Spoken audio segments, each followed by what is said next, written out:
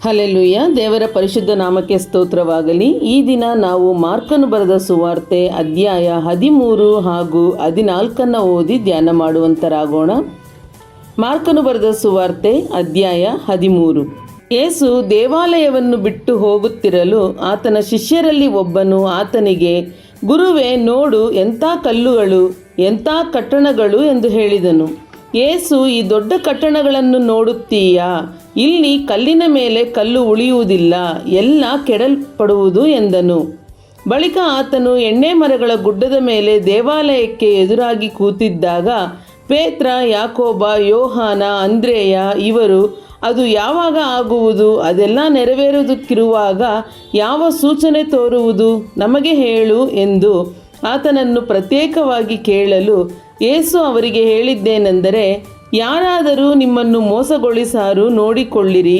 ಅನೇಕರು ಬಂದು ನನ್ನ ಹೆಸರನ್ನು ಎತ್ತಿಕೊಂಡು ನಾನು ಕ್ರಿಸ್ತನು ಎಂದು ಹೇಳಿ ಎಷ್ಟೋ ಜನರನ್ನು ಮೋಸಗೊಳಿಸುವರು. ಇದಲ್ಲದೆ ಯುದ್ಧವಾಗುವ ಹಾಗಿದೆ ಎಂಬ ಸುದ್ದಿಗಳನ್ನು ನೀವು ಕೇಳುವಾಗ ಕಳವಳ ಪಡಬೇಡಿರಿ. ಹಾಗಾಗುವುದು ಅಗತ್ಯ. ಆದರೂ ಇದು ಇನ್ನೂ ಅಂತ್ಯಕಾಲವಲ್ಲ.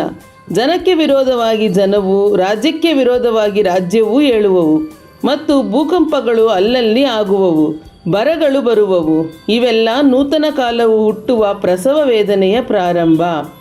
ಆದರೆ ನಿಮ್ಮ ವಿಷಯದಲ್ಲಿ ನೋಡಿಕೊಳ್ಳಿರಿ, ನಿಮ್ಮನ್ನು ನ್ಯಾಯ ವಿಚಾರಣೆಯ ಸಭೆಗಳಿಗೆ ಎಳೆಕೊಂಡು ಹೋಗುವರು, ಸಭಾಮಂದಿರಗಳಲ್ಲಿ ನಿಮ್ಮನ್ನು ಹೊಡೆಯುವರು. ನನ್ನ ನಿಮಿತ್ತವಾಗಿ ನಿಮ್ಮನ್ನು ಅಧಿಪತಿಗಳ ಮುಂದೆಯೂ ಅರಸುಗಳ ಮುಂದೆಯೂ ಸಾಕ್ಷಿಗಳಾಗಿ ನಿಲ್ಲಿಸುವರು.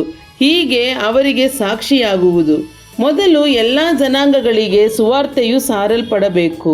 ನಿಮ್ಮನ್ನು ಹಿಡ್ಕೊಂಡು ಹೋಗಿ ಒಪ್ಪಿಸುವಾಗ ಏನು ಹೇಳಬೇಕು ಎಂದು ಮುಂಚಿತವಾಗಿ ಚಿಂತೆ ಮಾಡಬೇಡಿರಿ.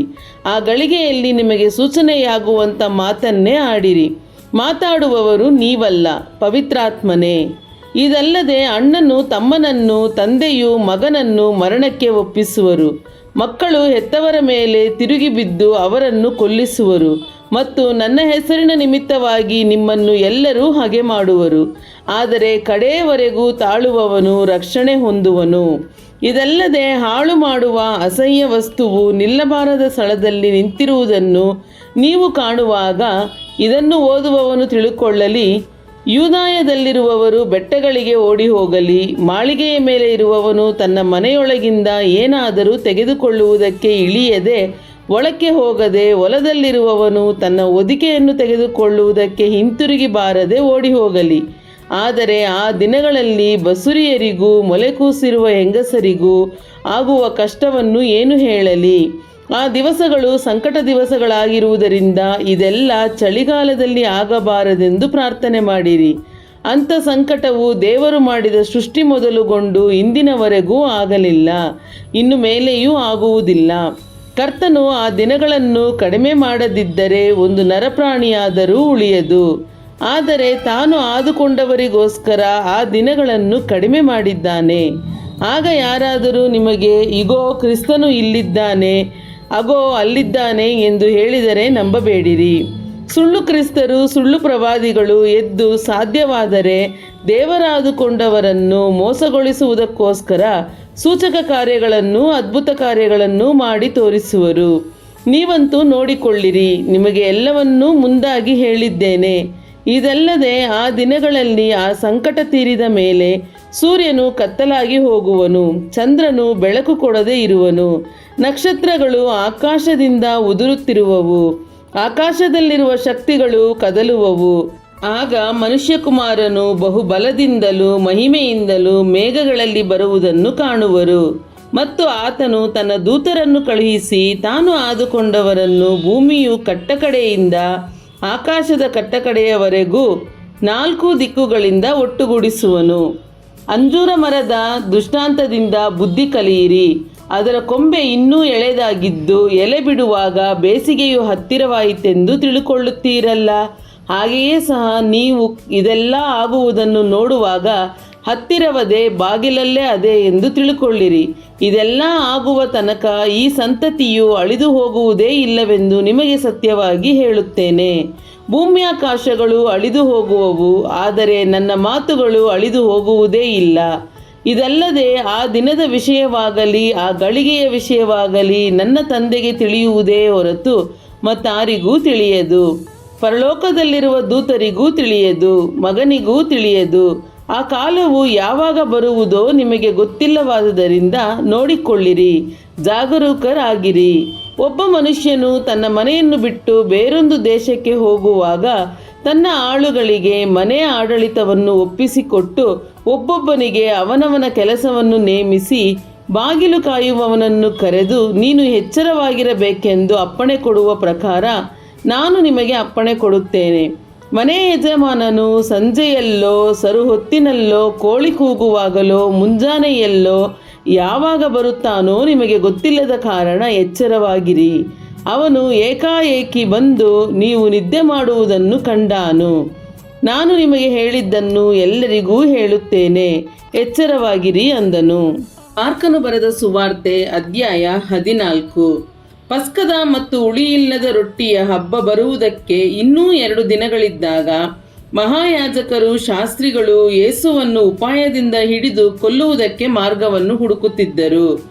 ಯಾಕಂದರೆ ಹಬ್ಬದಲ್ಲಿ ಹಿಡಿಯಬಾರದು, ನಮ್ಮ ಜನರಲ್ಲಿ ಗದ್ದಲವಾದೀತು ಎಂದು ಮಾತಾಡಿಕೊಂಡರು.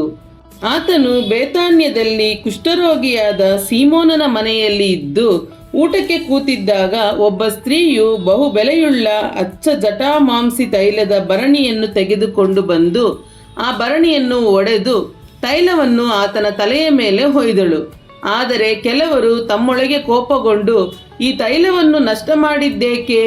ಇದನ್ನು 300 ಹಣಕ್ಕಿಂತ ಹೆಚ್ಚು ಬೆಲೆಗೆ ಮಾರಿ ಬಡವರಿಗೆ ಕೊಡಬಹುದಾಗಿತ್ತಲ್ಲ ಎಂದು ಹೇಳಿ ಆಕೆಗೆ ಛೀ ಹಾಕಿದರು. ಆದರೆ ಯೇಸು, ಈಕೆಯನ್ನು ಬಿಡಿರಿ, ಯಾಕೆ ಈಕೆಗೆ ತೊಂದರೆ ಕೊಡುತ್ತೀರಿ? ಈಕೆ ನನಗೆ ಒಳ್ಳೆಯ ಕಾರ್ಯವನ್ನು ಮಾಡಿದ್ದಾಳೆ. ಬಡವರು ಯಾವಾಗಲೂ ನಿಮ್ಮ ಬಳಿಯಲ್ಲಿ ಇರುತ್ತಾರೆ, ನಿಮಗೆ ಮನಸ್ಸು ಬಂದಾಗ ಅವರಿಗೆ ಉಪಕಾರ ಮಾಡಬಹುದು, ಆದರೆ ನಾನು ಯಾವಾಗಲೂ ನಿಮ್ಮ ಬಳಿಯಲ್ಲಿ ಇರುವುದಿಲ್ಲ. ಈಕೆಯು ತನ್ನ ಕೈಲಾಗುವಷ್ಟು ಮಾಡಿದ್ದಾಳೆ. ಈಕೆಯು ಮುಂದಾಗಿ ನನ್ನ ಉತ್ತರ ಕ್ರಿಯೆಗೋಸ್ಕರ ನನ್ನ ದೇಹಕ್ಕೆ ಈ ತೈಲವನ್ನು ಹಚ್ಚಿದ್ದಾಳೆ. ಸುವಾರ್ತೆಯು ಸರ್ವಲೋಕದಲ್ಲಿ ಎಲ್ಲೆಲ್ಲಿ ಸಾರಲಾಗುವುದೋ ಅಲ್ಲಲ್ಲಿ ಈಕೆ ಮಾಡಿದ್ದನ್ನು ಸಹ ಈಕೆಯ ನೆನಪಿಗಾಗಿ ಹೇಳುವರೆಂದು ನಿಮಗೆ ಸತ್ಯವಾಗಿ ಹೇಳುತ್ತೇನೆ ಅಂದನು. ಆಮೇಲೆ 12 ಮಂದಿ ಶಿಷ್ಯರಲ್ಲಿ ಒಬ್ಬರಾದ ಇಸ್ಕರಿಯೋತ ಯೂದನು ಯೇಸುವನ್ನು ಮಹಾಯಾಜಕರಿಗೆ ಹಿಡಕೊಡಬೇಕೆಂತ ಅವರ ಬಳಿಗೆ ಹೋದನು. ಅವರು ಕೇಳಿ ಸಂತೋಷಪಟ್ಟು ನಿನಗೆ ಹಣ ಕೊಡುತ್ತೇವೆಂದು ಮಾತು ಕೊಟ್ಟರು. ಅವನು ಆತನನ್ನು ಅನುಕೂಲವಾಗಿ ಹಿಡುಕೊಡುವುದು ಹೇಗೆ ಎಂದು ನೋಡುತ್ತಿದ್ದನು. ಹುಳಿಯಿಲ್ಲದ ರೊಟ್ಟಿಯ ಮೊದಲನೆಯ ಹಬ್ಬದ ದಿವಸ, ಅಂದರೆ ಪಸ್ಕದ ಕುರಿಮರಿಯನ್ನು ಕೊಯ್ಯುವ ದಿವಸ, ಆತನ ಶಿಷ್ಯರು, ನೀನು ಪಸ್ಕದ ಊಟ ಮಾಡುವಂತೆ ನಾವು ಎಲ್ಲಿ ಹೋಗಿ ಸಿದ್ಧ ಮಾಡಬೇಕನ್ನುತ್ತೀ ಎಂದು ಆತನನ್ನು ಕೇಳಲು, ಆತನು ತನ್ನ ಶಿಷ್ಯರಲ್ಲಿ 2 ಕರೆದು, ನೀವು ಪಟ್ಟಣದೊಳಕ್ಕೆ ಹೋಗಿರಿ, ಅಲ್ಲಿ ಒಬ್ಬ ಮನುಷ್ಯನು ತುಂಬಿದ ಕೊಡವನ್ನು ಹೊತ್ತುಕೊಂಡು ನಿಮ್ಮೆದುರಿಗೆ ಬರುವನು. ನೀವು ಅವನ ಹಿಂದೆ ಹೋಗಿರಿ. ಅವನು ಯಾವ ಮನೆಗೆ ಹೋಗುವನೋ ಆ ಮನೆಯ ಯಜಮಾನನಿಗೆ, ನಮ್ಮ ಬೋಧಕನು ತನ್ನ ಶಿಷ್ಯರ ಸಂಗಡ ಪಸ್ಕದ ಊಟವನ್ನು ಮಾಡುವುದಕ್ಕೆ ತನಗೆ ಭೋಜನ ಶಾಲೆ ಎಲ್ಲಿ ಎಂದು ಕೇಳುತ್ತಾನೆ ಎಂಬುದಾಗಿ ಹೇಳಿರಿ. ಅವನು ತಕ್ಕ ಸಾಮಾನೆಲ್ಲ ಸಿದ್ಧವಾಗಿ ಇಟ್ಟಿರುವ ಮೇಲಂತಸ್ತಿನ ದೊಡ್ಡ ಕೊಠಡಿಯನ್ನು ನಿಮಗೆ ತೋರಿಸುವನು. ಅಲ್ಲಿ ನಮಗೆ ಸಿದ್ಧ ಮಾಡಿರಿ ಎಂದು ಹೇಳಿ ಅವರನ್ನು ಕಳುಹಿಸಿಕೊಟ್ಟನು. ಶಿಷ್ಯರು ಹೊರಟು ಪಟ್ಟಣಕ್ಕೆ ಹೋಗಿ ಆತನು ತಮಗೆ ಹೇಳಿದಂತೆ ಕಂಡು ಪಸ್ಕಕ್ಕೆ ಸೌರಿಸಿದರು. ಸಂಜೆಯಾದಾಗ ಆತನು 12 ಮಂದಿ ಶಿಷ್ಯರ ಸಂಗಡ ಬಂದನು. ಅವರು ಕೂತುಕೊಂಡು ಊಟ ಮಾಡುತ್ತಿರುವಾಗ ಯೇಸು, ನಿಮ್ಮಲ್ಲಿ ಒಬ್ಬನು ನನ್ನನ್ನು ಹಿಡುಕೊಡುವನು, ಅವನು ನನ್ನ ಸಂಗಡ ಊಟ ಮಾಡುವವನೇ ಎಂದು ನಿಮಗೆ ಸತ್ಯವಾಗಿ ಹೇಳುತ್ತೇನೆ ಅಂದನು. ಆಗ ಅವರು ದುಃಖಿತರಾಗಿ, ನಾನಲ್ಲವಲ್ಲ ಎಂದು ಒಬ್ಬೊಬ್ಬರು ಆತನನ್ನು ಕೇಳತೊಡಗಿದರು. ಆತನು ಅವರಿಗೆ, ಅವನು ನನ್ನ 12 ಮಂದಿಯಲ್ಲಿ ಒಬ್ಬನು, ನನ್ನ ಸಂಗಡ ಬಟ್ಟಲಲ್ಲಿ ಕೈ ಅದ್ದುವವನೇ. ಮನುಷ್ಯಕುಮಾರನು ಹೊರಟು ಹೋಗುತ್ತಾನೆ ಸರಿ, ಹಾಗೆ ಆತನ ವಿಷಯವಾಗಿ ಬರೆದದೆಯಲ್ಲ. ಆದರೆ ಯಾವನು ಮನುಷ್ಯಕುಮಾರನನ್ನು ಹಿಡುಕೊಡುವನೋ ಅವನ ಗತಿಯನ್ನು ಏನು ಹೇಳಲಿ? ಆ ಮನುಷ್ಯನು ಹುಟ್ಟದಿದ್ದರೆ ಅವನಿಗೆ ಒಳ್ಳೆಯದಾಗಿತ್ತು ಎಂದು ಹೇಳಿದನು. ಅವರು ಊಟ ಮಾಡುತ್ತಿರುವಾಗ ಆತನು ರೊಟ್ಟಿಯನ್ನು ತೆಗೆದುಕೊಂಡು ದೇವರ ಸ್ತೋತ್ರ ಮಾಡಿ ಮುರಿದು ಅವರಿಗೆ ಕೊಟ್ಟು, ತಕ್ಕೊಳ್ಳಿರಿ, ಇದು ನನ್ನ ದೇಹ ಅಂದನು. ಆಮೇಲೆ ಪಾತ್ರೆಯನ್ನು ತೆಗೆದುಕೊಂಡು ಸ್ತೋತ್ರ ಮಾಡಿ ಅವರಿಗೆ ಕೊಟ್ಟನು. ಅವರೆಲ್ಲರೂ ಅದರಲ್ಲಿ ಕುಡಿದರು. ಮತ್ತು ಆತನು ಅವರಿಗೆ, ಇದು ನನ್ನ ರಕ್ತ, ಇದು ಒಡಂಬಡಿಕೆಯ ರಕ್ತ, ಇದು ಬಹುಜನರಿಗೋಸ್ಕರ ಸುರಿಸಲ್ಪಡುವ ರಕ್ತ. ನಿಮಗೆ ಸತ್ಯವಾಗಿ ಹೇಳುತ್ತೇನೆ, ನಾನು ದೇವರ ರಾಜ್ಯದಲ್ಲಿ ದ್ರಾಕ್ಷಾರಸವನ್ನು ಹೊಸದಾಗಿ ಕುಡಿಯುವ ದಿನದವರೆಗೂ ಅದನ್ನು ಇನ್ನೂ ಕುಡಿಯುವುದೇ ಇಲ್ಲ. ಬಳಿಕ ಅವರು ಕೀರ್ತನೆ ಹಾಡಿ ಎಣ್ಣೆ ಮರಗಳ ಗುಡ್ಡಕ್ಕೆ ಹೊರಟು ಹೋದರು. ಆಗ ಯೇಸು ಅವರಿಗೆ, ನೀವೆಲ್ಲರೂ ದಿಗಿಲುಪಟ್ಟು ಹಿಂಜರಿಯುವಿರಿ. ಕುರುಬನನ್ನು ಹೊಡೆಯುವೆನು, ಕುರಿಗಳು ಚದುರಿ ಹೋಗುವವು ಎಂದು ಬರೆದದೆಯಲ್ಲ. ಆದಾಗ್ಯೂ ನಾನು ಜೀವಿತನಾಗಿ ಎದ್ದ ಮೇಲೆ ನಿಮ್ಮ ಮುಂದೆ ಗಲಿಲಾಯಕ್ಕೆ ಹೋಗುವೆನು ಎಂದು ಹೇಳಿದನು. ಆದರೆ ಪೇತ್ರನು ಆತನಿಗೆ, ಎಲ್ಲರೂ ದಿಗಿಲುಪಟ್ಟು ಹಿಂಜರಿದರು, ನಾನು ಹಿಂಜರಿಯುವುದಿಲ್ಲ ಎಂದು ಹೇಳಲು, ಯೇಸು, ನಿನಗೆ ಸತ್ಯವಾಗಿ ಹೇಳುತ್ತೇನೆ, ಈ ಹೊತ್ತು ಈ ರಾತ್ರಿಯಲ್ಲಿಯೇ ಕೋಳಿ 2 ಸಾರಿ ಕೂಗುವುದಕ್ಕಿಂತ ಮುಂಚೆ ನೀನು ನನ್ನ ವಿಷಯದಲ್ಲಿ ಅವನನ್ನು ಅರಿಯನೆಂಬುದಾಗಿ 3 ಸಾರಿ ಹೇಳುವಿ ಅಂದನು. ಆದರೆ ಅವನು, ನಾನು ನಿನ್ನ ಸಂಗಡ ಸಾಯಬೇಕಾದರೂ ನಿನ್ನನ್ನು ಅರಿಯನೆಂಬುದಾಗಿ ಹೇಳುವುದೇ ಇಲ್ಲವೆಂದು ಬಹು ಖಂಡಿತವಾಗಿ ಮಾತಾಡಿದನು. ಅದರಂತೆ ಅವರೆಲ್ಲರೂ ಹೇಳಿದರು. ತರುವಾಯ ಅವರು ಗೆತ್ಸಮನೆ ಎಂಬ ತೋಟಕ್ಕೆ ಬಂದರು. ಆತನು ತನ್ನ ಶಿಷ್ಯರಿಗೆ, ಇಲ್ಲೇ ಕೂತುಕೊಳ್ಳಿರಿ, ನಾನು ಪ್ರಾರ್ಥನೆ ಮಾಡಿ ಬರುತ್ತೇನೆ ಎಂದು ಹೇಳಿ ಪೇತ್ರ, ಯಾಕೋಬ, ಯೋಹಾನರನ್ನು ತನ್ನ ಜೊತೆಯಲ್ಲಿ ಕರಕೊಂಡು ಹೋಗಿ ಬೆಚ್ಚಿ ಬೆರಗಾಗಿ ಮನಗುಂದಿದವನಾದನು. ಮತ್ತು ಅವರಿಗೆ, ನನ್ನ ಪ್ರಾಣವು ಸಾಯುವಷ್ಟು ದುಃಖಕ್ಕೆ ಒಳಗಾಗಿದೆ, ನೀವು ಇಲ್ಲೇ ಇದ್ದು ಎಚ್ಚರವಾಗಿರ್ರಿ ಎಂದು ಹೇಳಿ ಸ್ವಲ್ಪ ಮುಂದೆ ಹೋಗಿ ನೆಲದ ಮೇಲೆ ಅಡ್ಡಬಿದ್ದು ಸಾಧ್ಯವಾದರೆ ಆ ಗಳಿಗೆ ತನ್ನನ್ನು ಬಿಟ್ಟು ಹೋಗುವಂತೆ ದೇವರನ್ನು ಪ್ರಾರ್ಥಿಸಿ, ಅಪ್ಪ ತಂದೆಯೇ, ನಿನಗೆ ಎಲ್ಲವೂ ಸಾಧ್ಯ, ಈ ಪಾತ್ರೆಯನ್ನು ನನ್ನಿಂದ ತೊಲಗಿಸು, ಆದರೂ ನನ್ನ ಚಿತ್ತದಂತಾಗದೆ ನಿನ್ನ ಚಿತ್ತದಂತೆಯೇ ಆಗಲಿ ಅಂದನು. ಆಮೇಲೆ ಆತನು ಬಂದು ಅವರು ನಿದ್ದೆ ಮಾಡುವುದನ್ನು ಕಂಡು ಪೇತ್ರನಿಗೆ, ಸೀಮೋನನೇ, ನಿದ್ದೆ ಮಾಡುತ್ತೀಯಾ? ಒಂದು ಗಳಿಗೆಯಾದರೂ ಎಚ್ಚರವಾಗಿರಲಾರೆಯ? ಶೋಧನೆಗೆ ಒಳಗಾಗದಂತೆ ಎಚ್ಚರವಾಗಿದ್ದು ಪ್ರಾರ್ಥಿಸಿ, ಮನಸ್ಸು ಸಿದ್ಧವಾಗಿದೆ ಸರಿ, ಆದರೆ ದೇಹಕ್ಕೆ ಬಲ ಸಾಲದು ಎಂದು ಹೇಳಿದನು. ಆಮೇಲೆ ತಿರುಗಿ ಹೋಗಿ ಅದೇ ಮಾತನ್ನು ಹೇಳುತ್ತಾ ಪ್ರಾರ್ಥಿಸಿದನು. ತಿರುಗಿ ಬಂದಾಗ ಅವರು ನಿದ್ದೆ ಮಾಡುವುದನ್ನು ಕಂಡನು. ಅವರ ಕಣ್ಣುಗಳು ಬಹುಭಾರವಾಗಿದ್ದವು ಮತ್ತು ಆತನು ಕೇಳಿದ್ದಕ್ಕೆ ಏನು ಉತ್ತರ ಕೊಡಬೇಕೋ ಅವರಿಗೆ ತಿಳಿಯಲಿಲ್ಲ. ಆತನು 3ನೆಯ ಸಾರಿ ಹೋಗಿ ಬಂದು ಅವರಿಗೆ, ನೀವು ಇನ್ನೂ ನಿದ್ದೆ ಮಾಡಿ ದಣಿವಾರಿಸಿಕೊಳ್ಳಿರಿ, ಸಾಕು, ಆ ಗಳಿಗೆ ಬಂತು.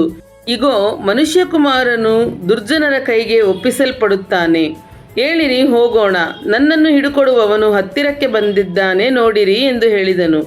ಆತನು ಇನ್ನೂ ಮಾತಾಡುತ್ತಿರುವಾಗಲೇ 12 ಮಂದಿ ಶಿಷ್ಯರಲ್ಲಿ ಒಬ್ಬನಾದ ಯೂದನು ಬಂದನು. ಮಹಾಯಾಜಕರು, ಶಾಸ್ತ್ರಿಗಳು, ಹಿರಿಯರು ಇವರ ಕಡೆಯಿಂದ ಒಂದು ಗುಂಪು ಕತ್ತಿ ದೊಣ್ಣೆಗಳನ್ನು ಹಿಡುಕೊಂಡು ಅವನ ಸಂಗಡ ಬಂತು.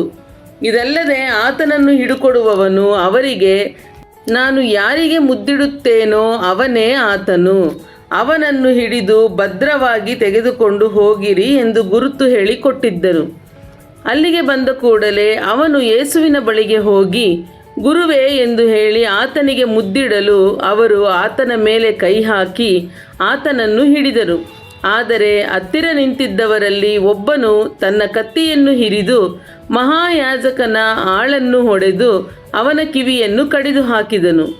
ಅವರು ಯೇಸುವನ್ನು ಹಿಡಿದಾಗ ಆತನು ಅವರಿಗೆ, ಕಳ್ಳನನ್ನು ಹಿಡಿಯುವುದಕ್ಕೆ ಬಂದಂತೆ ಕತ್ತಿಗಳನ್ನೂ ದೊಣ್ಣೆಗಳನ್ನು ತೆಗೆದುಕೊಂಡು ನನ್ನನ್ನು ಹಿಡಿಯುವುದಕ್ಕೆ ಬಂದಿರಾ? ನಾನು ದಿನಾಲೂ ನಿಮ್ಮ ಸಂಗಡ ಇದ್ದು ದೇವಾಲಯದಲ್ಲಿ ಬೋಧಿಸುತ್ತಿದ್ದಾಗ ನೀವು ನನ್ನನ್ನು ಹಿಡಿಯಲಿಲ್ಲ, ಆದರೆ ಶಾಸ್ತ್ರ ವಚನಗಳು ನೆರವೇರುವಂತೆ ಇದೆಲ್ಲ ಆಯಿತು ಎಂದು ಉತ್ತರ ಕೊಟ್ಟನು. ಆಗ ಶಿಷ್ಯರೆಲ್ಲರೂ ಆತನನ್ನು ಬಿಟ್ಟು ಓಡಿ ಹೋದರು. ಒಬ್ಬನೊಬ್ಬ ಯೌವನಸ್ಥನು ಬರೀ ಮೈ ಮೇಲೆ ನಾರುಮಡಿಯನ್ನು ಹೊದ್ದವನಾಗಿ ಆತನ ಹಿಂದೆ ಜನರ ಕೂಡ ಬರುತ್ತಿದ್ದನು. ಅವರು ಅವನನ್ನು ಹಿಡಿಯಲಾಗಿ ಅವನು ಆ ನಾರುಮಡಿಯನ್ನು ಬಿಟ್ಟು ಬರೀ ಮೈಲಿ ಓಡಿ ಹೋದನು. ಅಷ್ಟರಲ್ಲಿ ಅವರು ಯೇಸುವನ್ನು ಮಹಾಯಾಜಕನ ಬಳಿಗೆ ತೆಗೆದುಕೊಂಡು ಹೋದರು. ಇವನ ಬಳಿಗೆ ಮಹಾಯಾಜಕರು, ಹಿರಿಯರು, ಶಾಸ್ತ್ರಿಗಳು ಇವರೆಲ್ಲರೂ ಕೂಡಿ ಬಂದರು.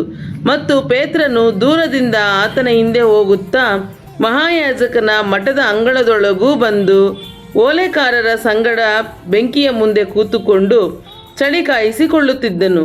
ಆಗ ಮಹಾಯಾಜಕರು, ಹಿರೀ ಸಭೆಯವರೆಲ್ಲರೂ ಯೇಸುವನ್ನು ಕೊಲ್ಲಿಸಬೇಕೆಂದು ಆತನ ಮೇಲೆ ಸಾಕ್ಷಿಯನ್ನು ಹುಡುಕಿದರು.